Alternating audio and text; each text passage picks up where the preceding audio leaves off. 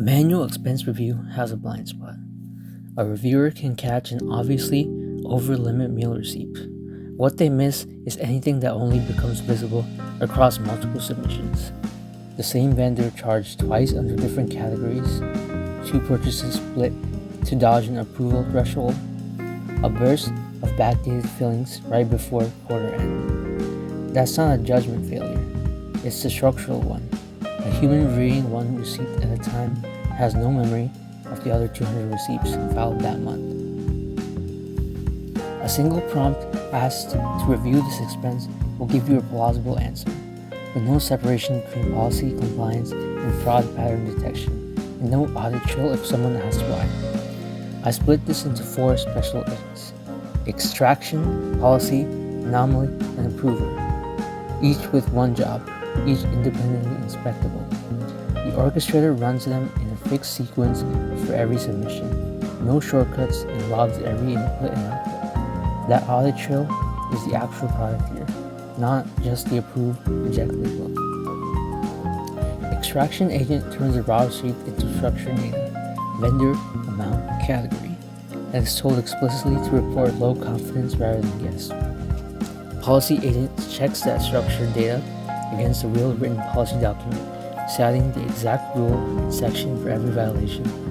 Anomaly agent is the one that needs memory. It compares the submission against the employee's own history to catch duplicates and split transactions. Approver agent synthesizes all 3 into a final decision, and it's hard-coded to never auto-reject a fraud signal.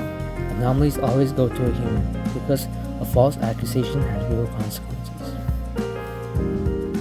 Here's a test run showing 4 specific cases: a clean approve, a policy rejection, the caught fraud case, which is a duplicate submission resubmitted under a different category, and the overall score, which is 17 out of 18.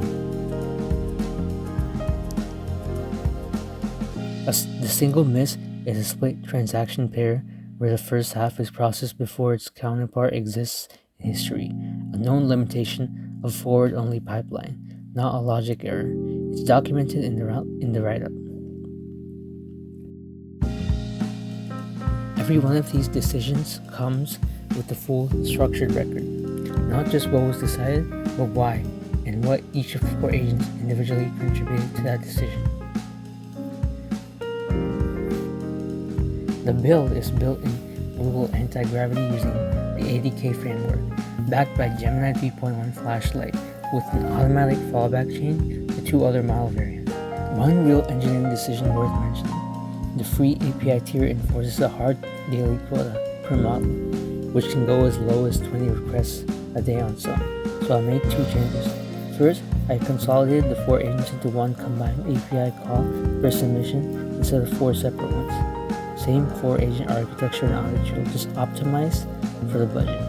Second, since different Gemini models draw from separate quota pools, I built a fallback chain that automatically advances to the next model on a quota error instead of waiting on a doomed retry. And that fallback chain actually engaged live during my final validated run with 0 manual intervention. That's the kind of constraint you actually run into building these systems in the real world, not just in the classroom. So overall, this is my project, and the full code, test data, and setup instructions are on GitHub. Link in the write-up. Thanks for watching.